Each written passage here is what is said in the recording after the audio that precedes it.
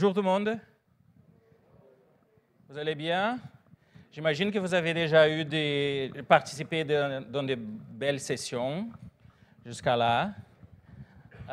C'est un plaisir de vous avoir ici avec moi.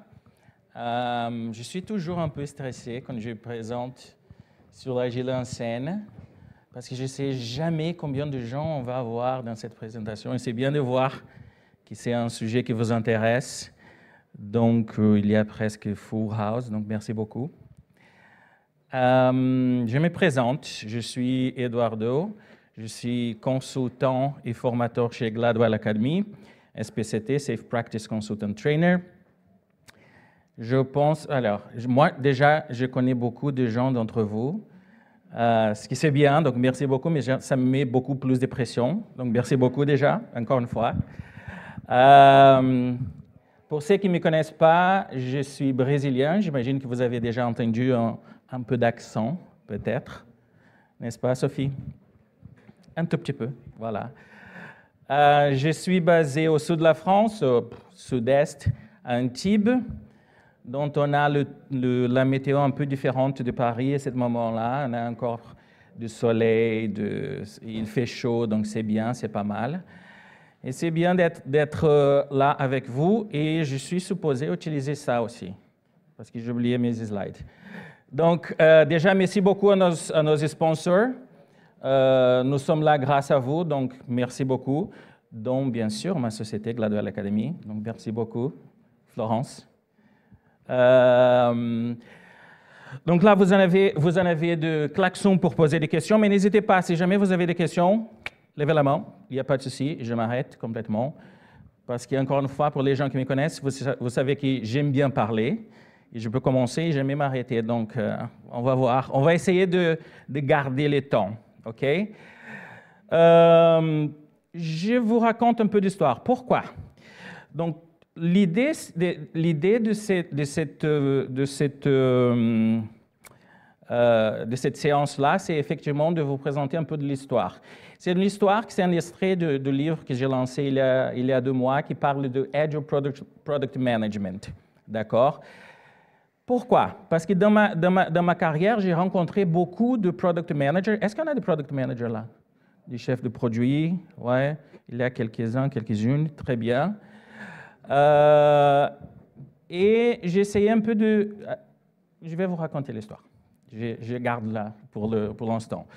Donc déjà, la vision stratégique. J'imagine que vous savez que les gens ils aiment bien des produits qui vont avoir des belles fonctionnalités, qui vont vous ramener, par exemple, comme cette cable car là, du point A au point B, très vite, très agile. Alors, le souci, c'est que le monde, il a changé. J'imagine que vous avez déjà vu ça, non?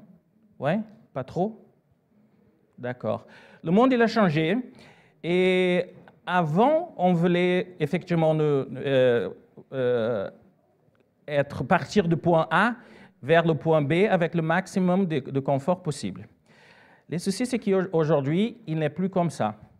Pourquoi? Il y a d'autres éléments, en fait, qui font partie de cette résolution de ces besoins-là. Donc, aujourd'hui, les gens, ils ont beaucoup besoin de confort, de la flexibilité, de l'agilité, de l'efficience énergétique aussi.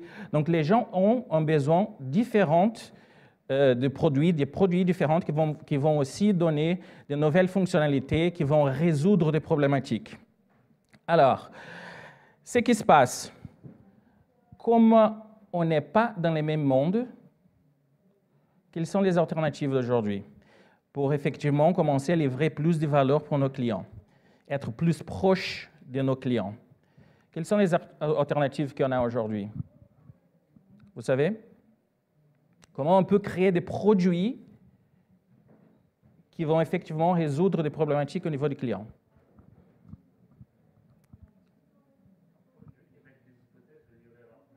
Des hypothèses, très bien. Mais quand on ne peut pas avoir des hypothèses, par exemple, parce que tu as un scope qui est fixe, un budget qui est fixe, des ressources qui sont fixes. Comment tu fais? Je ne sais pas. Hein? On priorise, très bien. Mais on priorise quoi? On expérimente. Feedback utilisateur. Est-ce que c'est facile aujourd'hui pour des product managers? J'ai vu qu'il y a quelqu'un d'entre vous qui a levé la main quand j'ai posé la question sur les product managers. Là. Est-ce que c'est facile pour toi de trouver d'utilisateurs pour avoir des feedbacks très tôt, par exemple? Et pourquoi?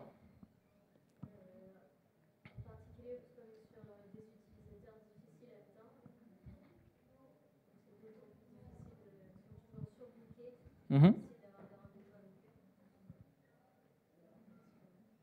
Ouais. Donc, on voit en fait qu'aujourd'hui, les organisations sont de plus en plus loin des clients, des utilisateurs. Et ça va créer effectivement une problématique. Pourquoi? Parce qu'on ne sait pas forcément qu'est-ce qui va résoudre la problématique du client. S'il y a des produits qui vont effectivement résoudre la problématique, s'il y a des valeurs ajoutées.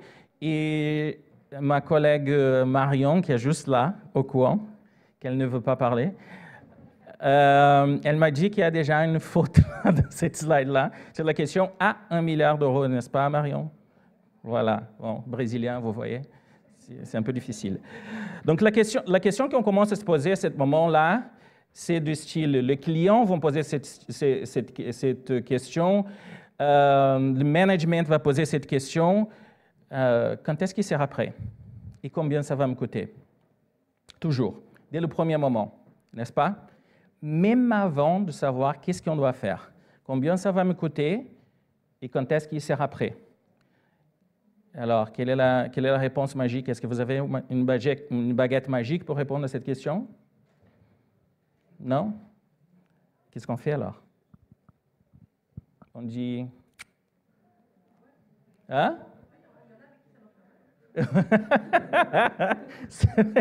C'est vrai, ouais. Pardon? Ça, c'est une très bonne question. Je n'avais pas pensé à ça quand j'ai fait la presse, mais merci. Alors, je vais tout changer. Mes hypothèses n'ont pas été valables. Donc, la question, elle est valide. Le souci, c'est qu'il n'y a pas la bonne réponse. Pourquoi? Parce qu'il n'y a pas une bonne réponse. Il n'y a pas une bonne réponse, il n'y a pas une mauvaise réponse non plus. D'accord? Donc, c'est toujours une question d'expérimentation, c'est toujours une question d'avoir des feedback clients, des feedback utilisateurs. Alors, si on sait, parce que là, je ne vous raconte aucune nouveauté, j'imagine. N'est-ce pas? Feedback client, feedback utilisateur, expérimentation, des hypothèses. Et pourquoi on n'arrive pas à livrer des bons produits qui vont résoudre les problématiques des clients?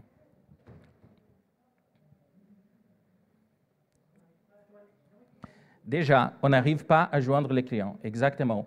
Et on essaie de pousser, c'est ce qu'il dit, et c'est ce que le slide dit là, on essaie de charge, donc on essaie de pousser les produits qui sont déjà existants ou voir ce qu'on pense qui va résoudre la problématique du client. Mais ce n'est pas ça. Donc l'objectif, ce n'est pas effectivement de charger, de pousser, l'objectif, c'est de changer. Donc changer quoi? Changer la façon dont on discute avec les clients, donc on va inclure les clients dans la conception du produit tout au long du processus. D'accord? Encore une fois, pas de nouveauté. Rien de nouveau pour vous. D'accord? Alors, pourquoi j'ai commencé à réfléchir sur le product management? Je ne sais pas si vous voyez qu'est-ce que c'est ce type de machine-là. Hein? Absolument pas. Non, pas du tout. Hein? Une machine à dialyse, exactement. Là, c'est une histoire un peu triste qu'il faut que je vous raconte. Il y a quelques ans, j'ai bossé avec une société allemande qui était en train de créer effectivement des machines de dialyse. Celle-là, comme vous voyez, c'est une photo de la vie réelle. J'imagine que si vous regardez par exemple cette photo-là, c'est un robot. C'est un armoire, d'accord? Problème qu'ils avaient, ils ont vu en fait dans la vraie vie que pour des enfants, des petits enfants par exemple, qui ont ce problème de santé-là, au-delà de la maladie, quand ils voient ce type de choses-là, ce type de machine, c'est déjà très difficile. C'est très dur. effectivement. Donc, j'ai participé avec eux et avec eux pour la conception d'une nouvelle machine, d'accord, pour résoudre ce type de problématiques. Et là, c'est toujours lié au product management. Pourquoi? Parce qu'il faut réévaluer toutes les fonctionnalités d'un produit. Il faut réévaluer tout ce qui est aussi autour, tout ce qui est autour de ce produit-là. Et donc là, on a commencé à analyser pas que la machine en soi-même, mais aussi la salle. Parce que la salle, l'ambiance, les couleurs, les lumières, tout ça, c'est important. Tout ça va jouer dans l'expérience client. Donc, on s'est mis dans la place du client. Donc, c'est un style de vie ma vie. D'accord? Ce qu'on a arrivé à faire, c'était ça. Ça, c'est aussi une machine à dialyse. Et c'est une machine à dialyse qu'elle est à peu près de la taille d'une imprimante. D'accord? Et pourquoi on est arrivé à faire ça? Parce qu'on a commencé à expérimenter, on a fait effectivement, on était allé au terrain pour discuter avec les gens, discuter avec les parents. Eux ont été allés au terrain, discuter avec les gens pour créer de nouveaux produits, pour créer de nouvelles hypothèses.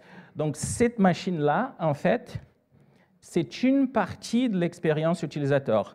Donc, cette machine-là, elle vient aussi avec toute la salle, comme je vous ai mentionné.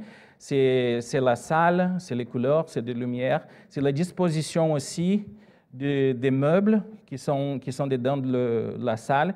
Tout ça, c'est très, très, très important. Mais si on n'est pas à côté du client, on a un problème. D'accord?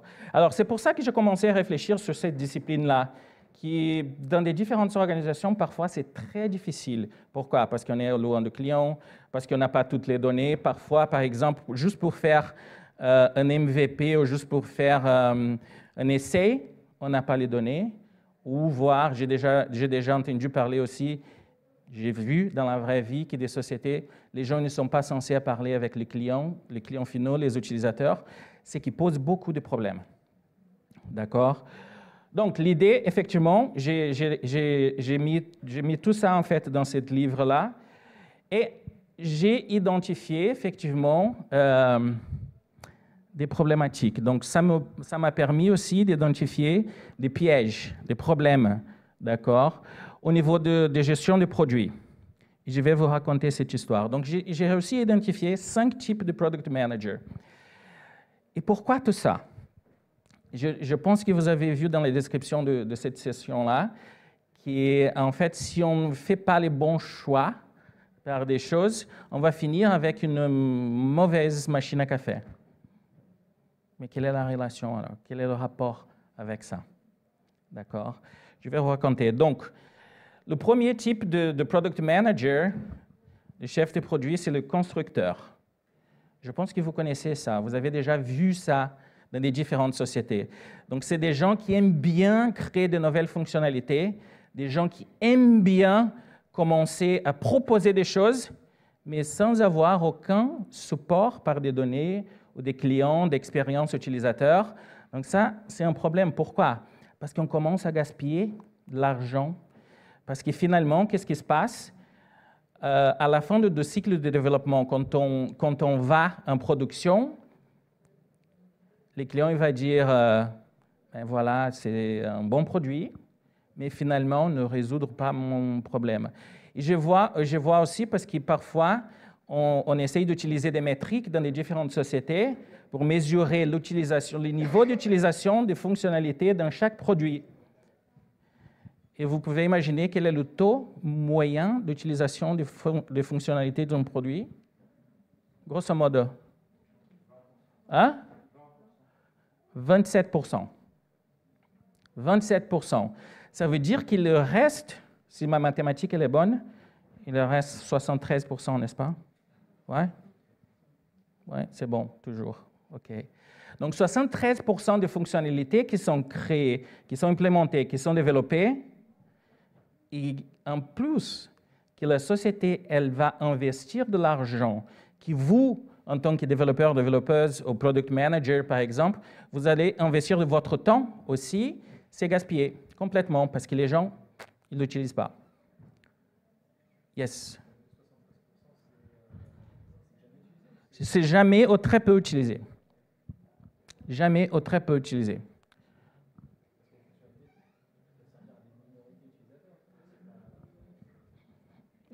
Oui, ça peut servir à quelques segments du marché ou des utilisateurs spécifiques, on est bien d'accord. Mais là, quand on commence à mesurer, ça veut dire de tout, en fait, de toutes les gens, de tous les utilisateurs qui ont acheté un certain produit. Voilà, c'est ça, d'accord? Qu'est-ce qui se passe avec ça quand on a ce type de gaspillage? C'est de l'argent qu'on jette par la fenêtre, n'est-ce pas? Quel est le problème? Le problème, c'est que, et ça j'ai déjà vu dans plusieurs différentes sociétés, le problème, c'est que le 1er janvier, 2 janvier, 3 janvier, on a toujours un town hall où on va voir une présentation du CEO, je ne sais pas quoi, de PDG de la société, qui va présenter, par exemple, les objectifs stratégiques de la société. Et un des objectifs stratégiques de la société, c'est de réduire les coûts. Vous avez déjà vu ça dans la vraie vie? Peut-être. N'est-ce pas? Et on commence à chercher effectivement où on va effectivement couper du coût. D'accord? Essayer de sauver, entre guillemets, un peu d'argent. Et on commence à chercher. On commence à chercher à droite et à gauche, en bas, en haut. Qu'est-ce qui se passe? Donc, Sophie, elle aime bien le café, par exemple, n'est-ce pas, Sophie? J'adore le café, très bien. Mais quand elle va au bureau, elle dit, mais ce café-là, c'est pas bien du tout, n'est-ce pas? Qu'est-ce qui se passe? Quand on commence effectivement à économiser de l'argent, on commence à regarder dans tout et n'importe quelle direction. Donc Sophie, elle commençait à se plaindre de café, ça c'est pas bien, c'est amer, il faut mettre du sucre, c'est pas possible. On ne fait pas confiance aux gens qui met de sucre au café. Est-ce qu'il y a quelqu'un là? Maintenant, il n'y a personne. Donc, qu'est-ce qui se passe? C'est que les gens vont commencer effectivement à voir ce type de feedback. Une fois qu'on a ça, il y a quelqu'un, un génie dans la société, qui commence à dire « Ah, mais tiens, pourquoi on ne va pas économiser de l'argent sur les machines à café ?» Là, c'est de la révolution dans une société de développement de logiciels, n'est-ce pas? Toutes les devs vont faire de la grève, on arrête tout, donc la France va s'arrêter.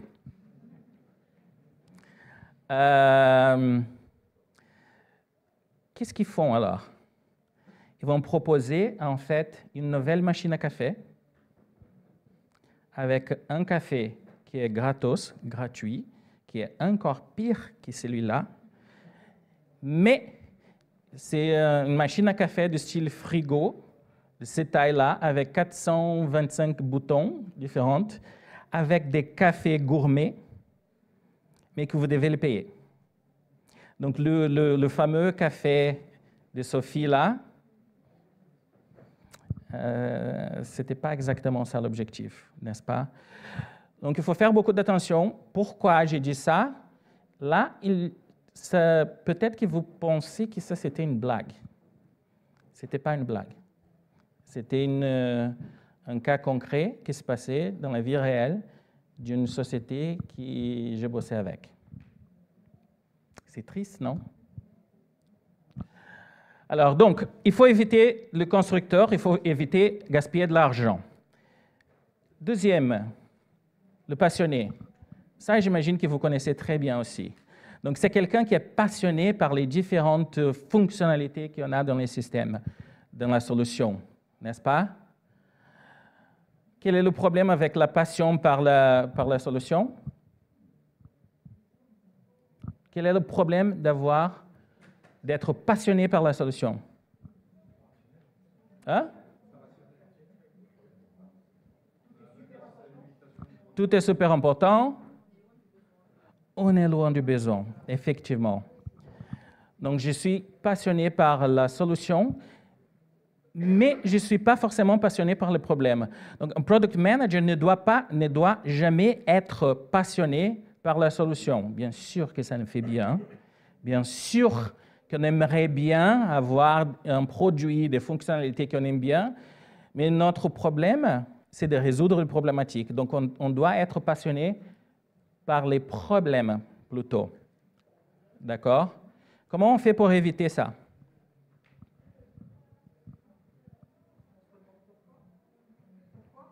Pourquoi? J'adore ça. Pourquoi? Start with the why. Vous connaissez ce livre-là? Hein? Simon Sinek, exactement. Donc là, il faut commencer le pourquoi. Pourquoi on a ça? Quelles sont les problématiques qu'on doit résoudre? Quelles sont les hypothèses? Comment on peut effectivement résoudre ce type de problématiques? Donc c'est effectivement ça, trouver le pourquoi. Et après, on va trouver le what et le how, n'est-ce pas? Troisième type de product manager, les spécialistes. Vous connaissez des spécialistes dans vos sociétés? Oui? Un tout petit peu, n'est-ce pas? Quel est le problème avec un spécialiste? Pardon? Il n'a pas forcément une vision globale, effectivement. C'est ça ce qu'on appelle le syndrome de vision tunnel ou la myopie intellectuelle. On voit ce qu'on veut voir par rapport à notre perception. On n'a pas cet esprit ouvert pour observer tout ce qui se passe, en fait, dans toutes les différentes directions. D'accord? On voit ce qu'on veut voir. Ça, c'est un vrai problème. Pourquoi? Pourquoi ça, c'est un vrai problème? Pourquoi?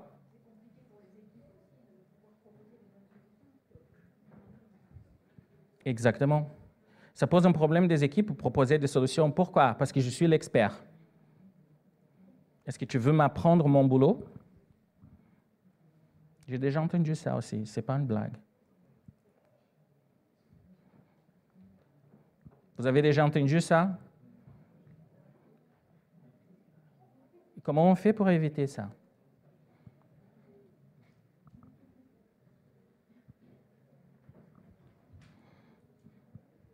Come on a beaucoup de coachs agiles là. Comment on fait pour éviter ça? Gilbert, tu sais bien ça. Je rigole. Comment on fait pour éviter ça? Oui. On fait des ateliers. De quoi?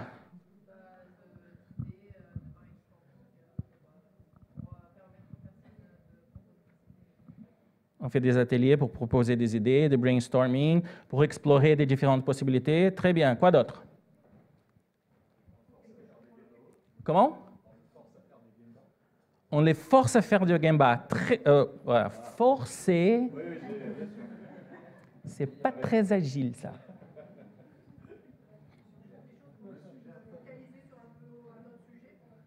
Essayer de se refocaliser sur d'autres sujets. Très bien. Encourage la mobilité, très bien. Alors, une autre... Un encourage. J'adore les coachs agiles. On encourage.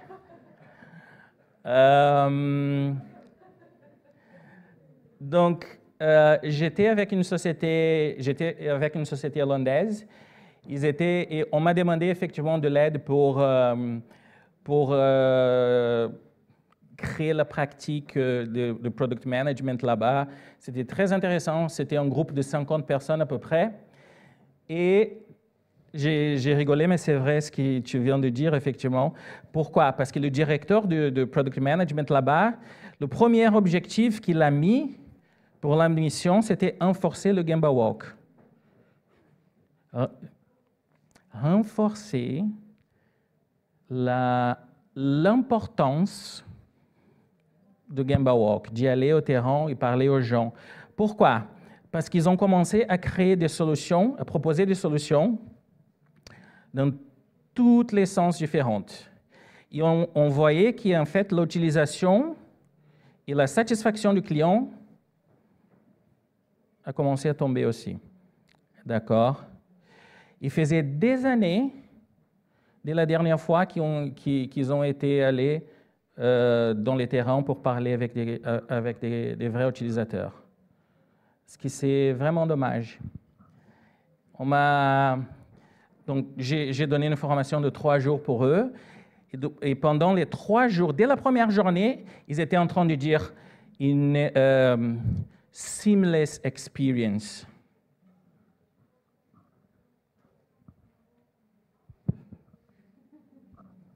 C'est quoi une expérience seamless? C'est quoi une expérience seamless pour toi? Tu ne sais pas. Fair enough. C'est quoi une expérience seamless pour toi? Sans point de blocage. Très bien.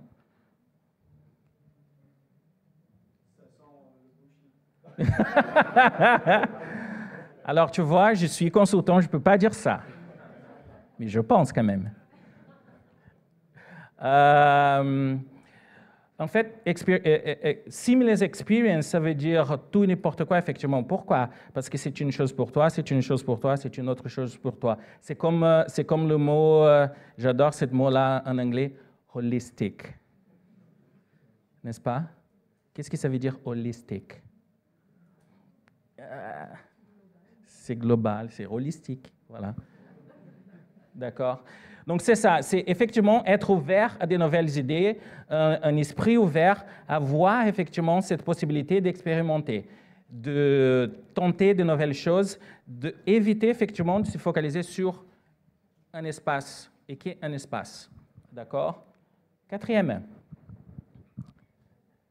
les scientifiques, pardon.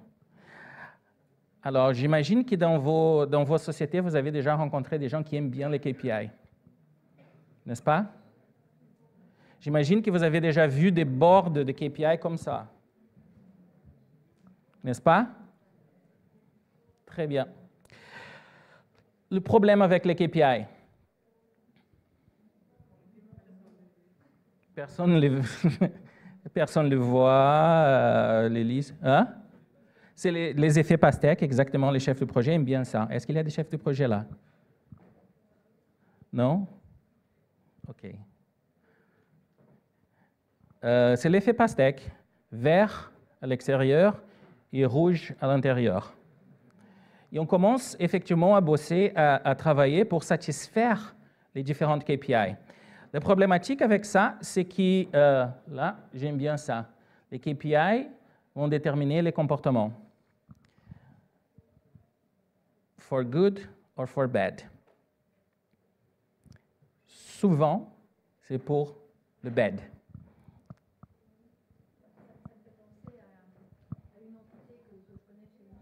Qu'on ne va pas nommer.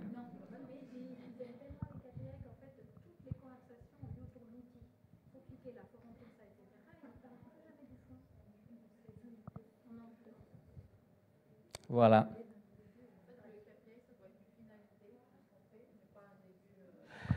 Exactement. C'est juste une façon de démontrer, en fait, parce que les KPI, on peut utiliser pour tout et n'importe quoi aussi. D'accord? On peut tout prouver ou pas en utilisant des KPI différentes. D'accord? C'est comme le style, est-ce qu'il y a des experts comptables là? Est-ce que j'en ai un vrai besoin de dire pourquoi j'ai posé cette question? OK. Donc, en fait, on va utiliser les KPI pour prouver ce qu'on veut effectivement prouver. Donc, l'objectif, c'est effectivement d'avoir un dashboard qui ne soit pas très grand, qui ne soit pas trop petit non plus. Donc, 3, 4 différentes KPI dans 3 différents domaines, ce que j'appelle les 3 P, donc Process, People et Product. Le processus, les produits et les personnes, les gens. D'accord? Donc, 2, 3 KPI, 3, 4 KPI maximum. Pourquoi? Parce que l'objectif, ce n'est pas effectivement de savoir comment ça se passe là et qu'est-ce qu'on fait, de commencer à traquer ce type de choses, mais c'est effectivement d'apprendre et comment on fait pour s'améliorer, comment on utilise ce type de données pour informer les différentes décisions qu'on prend au jour. D'accord? Donc ça, c'est très important. Il faut éviter ces types de choses. Une autre problématique avec les KPI, c'est que normalement, on a un chiffre, mais qu'ils n'ont rien. Ça veut dire quoi, ça? Hein? Ils ne sont pas fiables. Ça veut dire quoi, 73% de avancement qu'il est fait? Ça veut dire quoi, ça? Hein? Et 73% de quoi? Est-ce que vous avez livré les valeurs que vous étiez censé livrer? Est-ce que vous avez réussi effectivement à résoudre les problématiques au niveau du client? Donc, un chiffre, ça veut dire rien. Donc, il faut utiliser ce type de données-là pour effectivement informer des décisions et prendre des décisions meilleures informées, effectivement. D'accord? Donc, les scientifiques, il faut éviter ça. Cinquième, le digital influencer. C'est une personne qui a comme mission, effectivement, faire plaisir aux autres. C'est très difficile de dire non. Et là, on peut passer au chef de produit, gestion de produit, par exemple, ou de product owner, comme on connaît aussi dans les différentes sociétés. Mais ça aussi pose un problème pour une équipe, une organisation.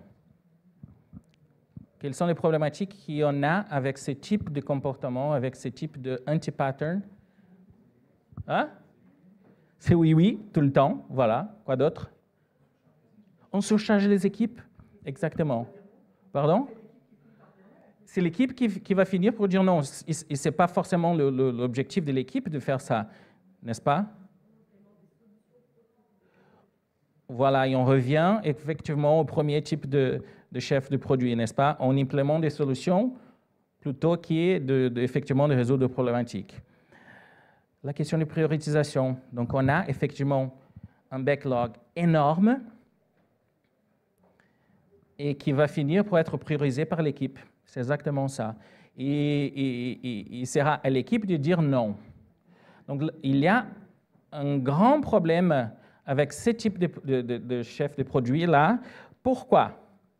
Parce que finalement, il a le risque de satisfaire à personne. Parce que moi, je vais dire oui, on va faire ça, oui, on va faire ça, oui, on va faire ça.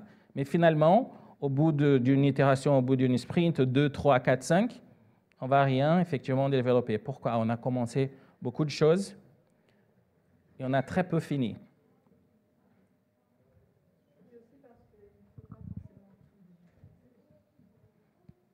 Il faut faire ce qu'on a besoin de le faire, effectivement. Donc, il faut faire attention à ce type de choses. Alors, 10 minutes, j'ai trop parlé déjà, ouais, je suis fatigué. Vous connaissez cette machine-là? Segway.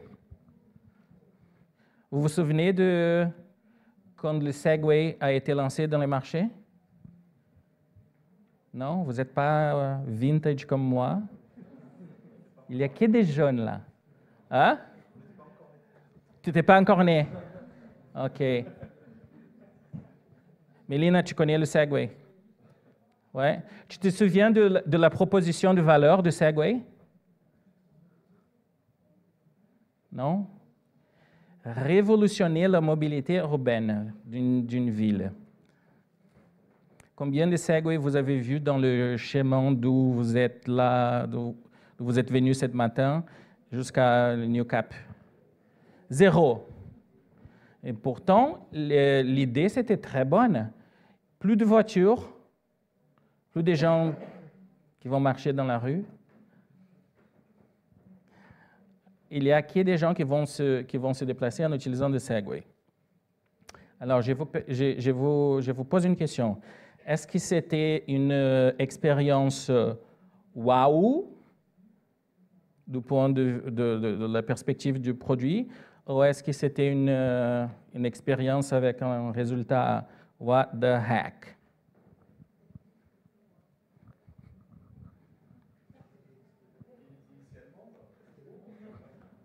C'est C'est une question ouverte. Initialement, wow.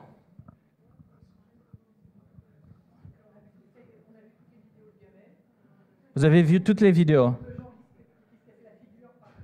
Même le fondateur, en fait, il est mort, effectivement. Il a tombé d'un précipice avec son Segway. Et c'est vrai en plus. Il ne faut pas rigoler, ça. Yes.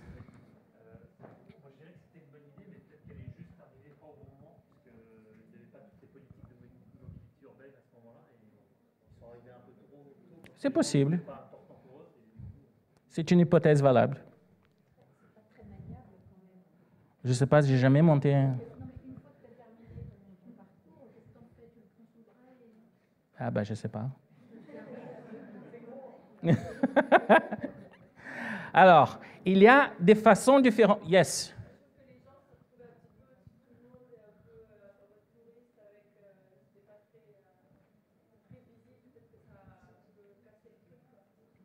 C'est possible, c'est une hypothèse valable.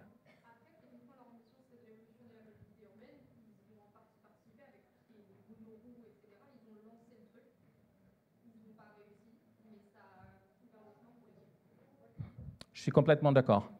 Yes. Alors peut-être ils ont imaginé que vraiment ils allaient révolutionner le monde, mais c'est un besoin peut-être que c'est eux qui l'ont imaginé. Ils n'étaient jamais prêts proche plutôt de ce monde-là qui voyait révolutionner. On avait besoin. C'est possible, c'est une hypothèse valable. Alors, ce qui se passe, ça dépend de la perspective, d'accord?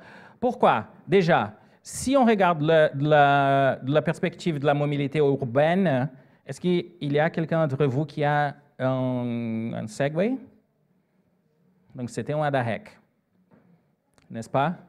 C'est pareil comme les gens qu'on se balade dans la rue, on ne voit pas trop ça.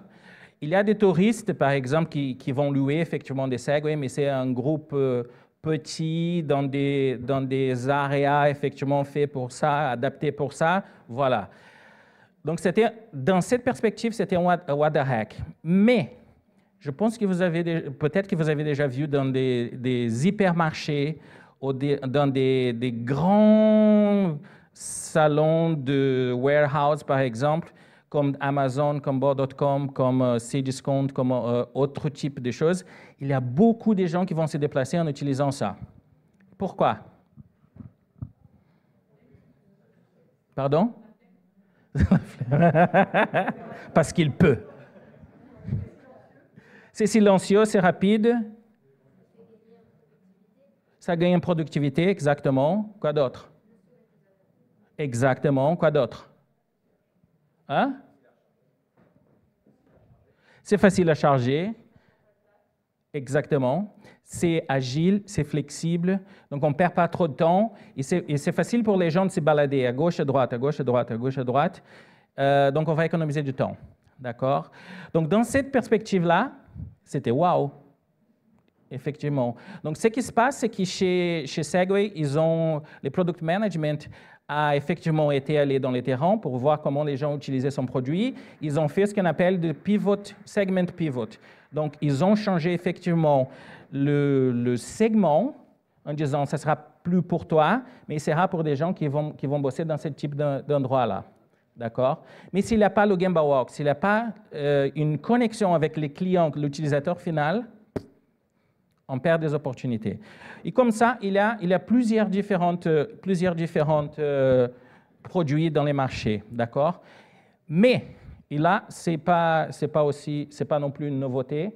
Il y a des gens entre vous qui connaissez déjà le Lean Startup Cycle. C'est un framework qu'on utilise très souvent pour l'expérimentation, l'innovation, aussi pour nous aider à ne pas gaspiller de l'argent, tester des hypothèses, pivoter ou persévérer dans ce sens-là. Donc, c'est une façon très intéressante qui existe déjà il y a quelque temps, mais les organisations ont du mal, effectivement, à s'en servir. D'accord? Et c'est pour ça que Product Management, des chefs de produits, comme des gens, plusieurs d'entre vous, vous avez une très bonne opportunité de commencer à utiliser, de commencer à générer plus d'hypothèses et de tester. De petites expérimentations, il y a des MVP par exemple, il faut utiliser aussi l'opportunité pour expérimenter dans le sens d'innovation, donc des hackathons par exemple. Il y a des communautés de practice dont les gens ils font très souvent utilisation de ce type de framework pour tester des idées, pour apprendre aussi. Donc ça, c'est aussi très important pour nous, d'accord? Alors, les key takeaways. La première chose, j'adore cette phrase-là, qui a été dite par Michael Andretti. Vous connaissez Michael Andretti? Formule 1, exactement. Formule 1, Formule Indy, si je me souviens bien. Qu'est-ce qu'il a dit? Il a dit, si vous vous sentez en contrôle, c'est peut-être parce que vous n'allez pas assez vite. If you feel too much in control, it's because you're not going fast enough. Et quand on voit, la compétition est déjà passée. C'est très, très, très difficile de rattraper.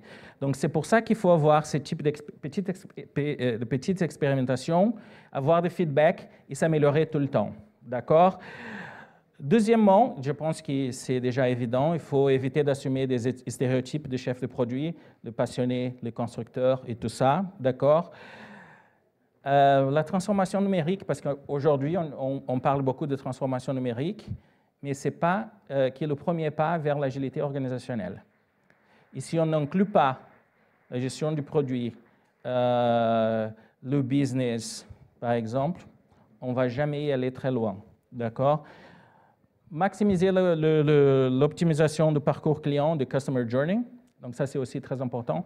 C'est une responsabilité de chef de produit. Donc c'est important de savoir comment ils utilisent nos services, nos produits, et effectivement commencer à utiliser ça pour informer les systèmes, les solutions qu'on est en train de créer. Et finalement, il faut apprendre toujours, tout le jour, tout le temps, parce que c'est comme on dit toujours, c'est de lifelong learning, et les chefs de produit ne sont pas différents. Voilà.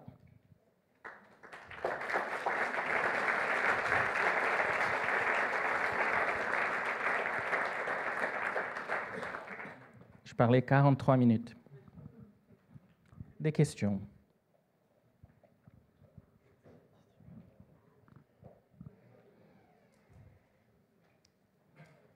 Yes.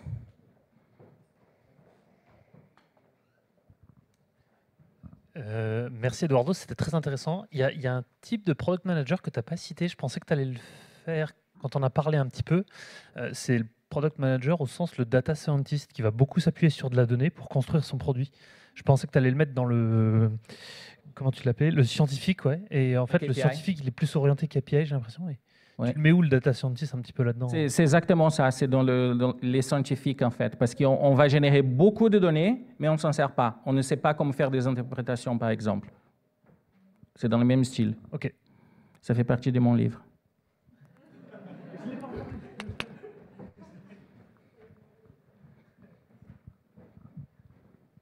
Merci Eduardo. Du coup, ton PM idéal ou celui qui était le plus emblématique par rapport à ce que tu nous as présenté, c'est quoi? C'est un patchwork de tout ce qu'il ne fallait pas faire C'est tout ce qu'il ne faut pas voilà, faire. hein, on est bien d'accord. Donc, qu'est-ce qu'il faut aller chercher dans le vrai PM? L'apprentissage continu, la proximité du client ou utilisateur final, ça dépend effectivement de qui sont nos contacts. Garder cet esprit d'exploration, en fait. J'ai dit toujours qu'il y a une différence entre du travail à faire ou des hypothèses à valider. Et quand on est dans les domaines de développement de systèmes complexes, là, je parle de machines, je parle de firmware, je parle de logiciels, de software, il n'y a pas une réponse. En fait, ce n'est pas une réponse, c'est plutôt un schéma.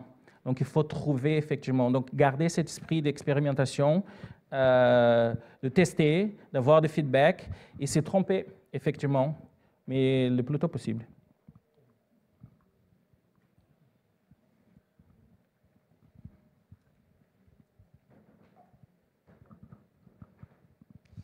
Merci pour ta présentation. Tout à l'heure, tu as dit quelque chose qui m'a beaucoup intéressé. C'est Merci. le 27% Yes. de fonctions qui étaient réellement utilisées. Donc, c'est une stat 7%, ouais. très intéressante parce que je l'utilise aussi avec mes étudiants pour leur démontrer que dans un produit agile, il fallait se concentrer sur ces 27% finalement.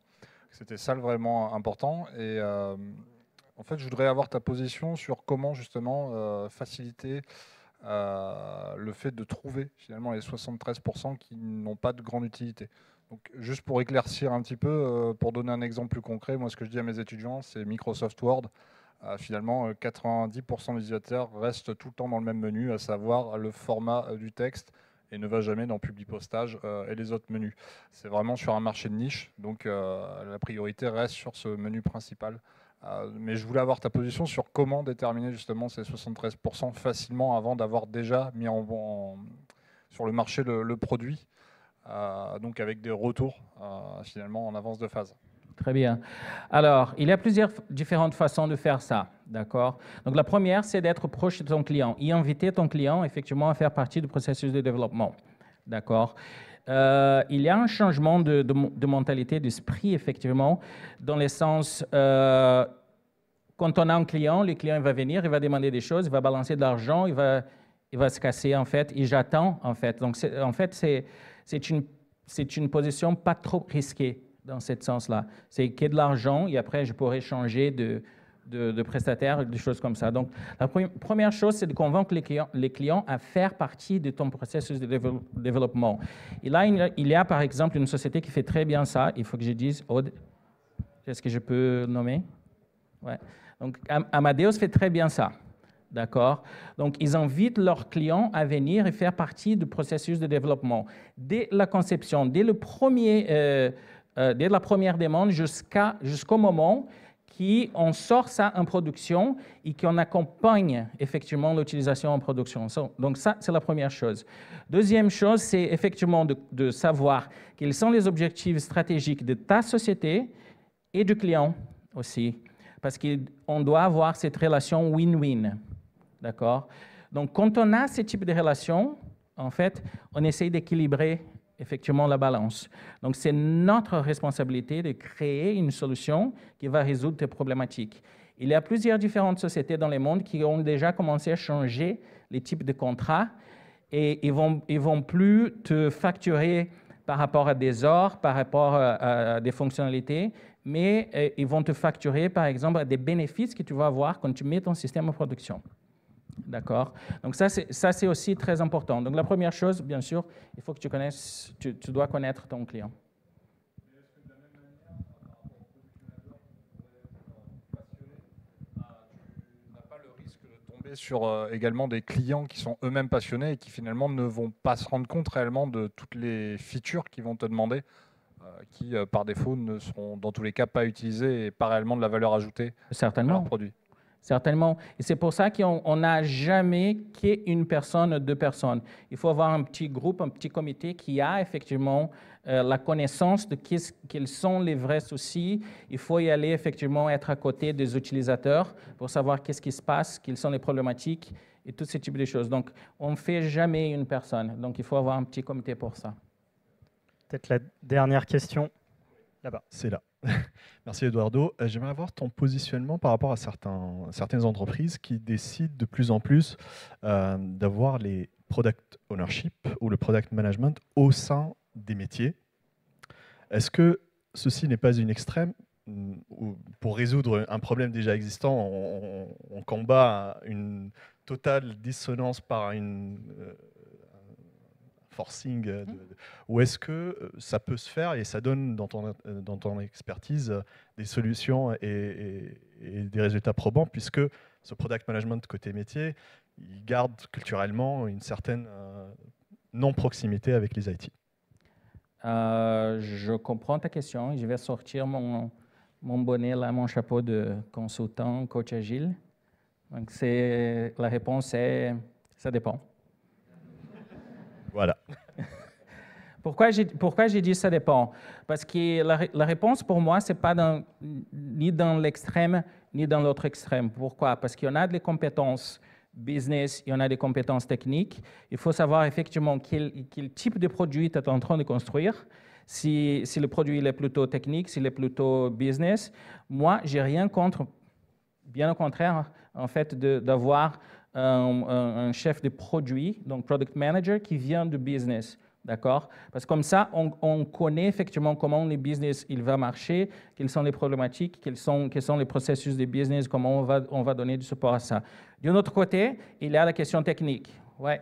Parce qu'il y a tout ce qui c'est par rapport à des workflows, tout ce qui c'est par rapport à la technique dans le sens de connecter un composant à l'autre, tout ça. Donc, en fait, la réponse est un mélange des deux. Et c'est pour ça que quand on parle de l'agilité en échelle, au-delà du framework, d'accord, c'est bien d'avoir, c'est une composition que je vois qui marche très bien. Il y a des product managers qui vont venir du business, il y a des product owners qui vont venir du côté plutôt technique, R&D, DSI, comme tu veux. D'accord? C'est un mélange très intéressant. Ouais, la notion de fameuse product management team, tout à avec fait. ces différentes visions. Merci. Exactement. C'est fini? Alors, déjà, une chose. Dans le stand de Gladwell, il y a une roue que vous pouvez jouer avec ça.